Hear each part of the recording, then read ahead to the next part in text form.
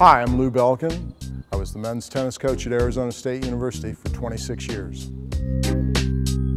The thing I miss most about college coaching, I think the obvious answer there is that you miss the competition. But for me, of course you miss the competition, but more so I miss the preparing for the competition, the one-on-one time with guys on the court, developing their games and working towards them becoming better players. When we brought athletes in for their campus visit, we sat down with our team first and said, look, you always hear the stories about the social aspect of a campus visit. And we said, you don't do that. I mean, do you want a teammate that's coming here to party, or do you want a teammate that's coming here to win? And if you want a teammate that's coming to win, then let's present that. When athletes come into school, there's no possible way that they know what's going to be in front of them.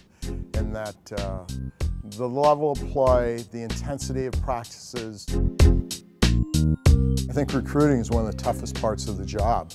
And through the years, it's changed so dramatically that you had to constantly review what you were doing and then make adjustments in how you did business.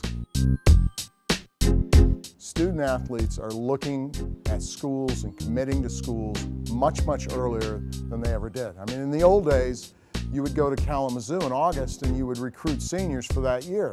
Now you would go to Kalamazoo, which is the national championship, and you're recruiting juniors for 2 years away. So the whole process has moved up, and it's not only in tennis, it's in every sport, has moved up dramatically.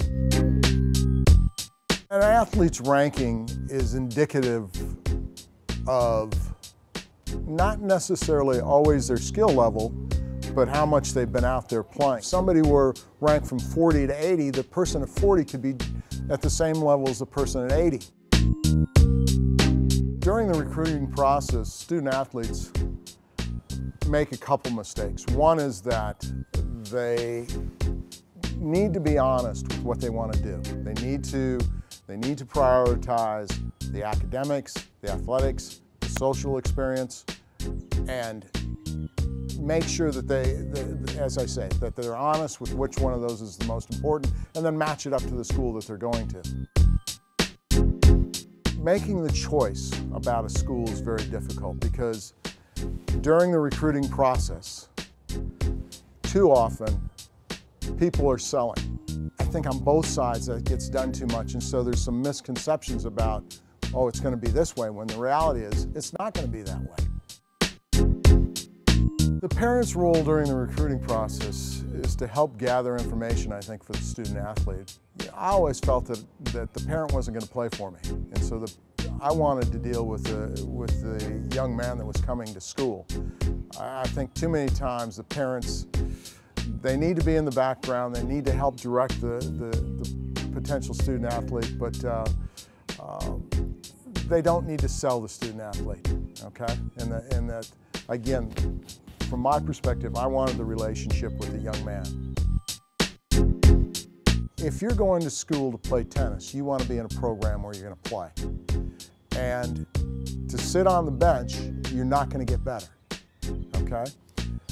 You want to be challenged, you want to have the opportunity to get better and better, and the only way you get that is from playing. So make sure that while you're always trying to play at as high a level as you can, you also want to make sure that you're at a level where you will get time and you will start and you will play.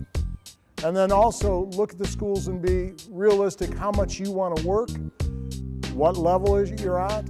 You know, while it's important to challenge yourself, it's more important to get playing time, and the more you play, the better you're going to get. So you want to reach, try to play at as high a level as you can, but make sure that you're playing.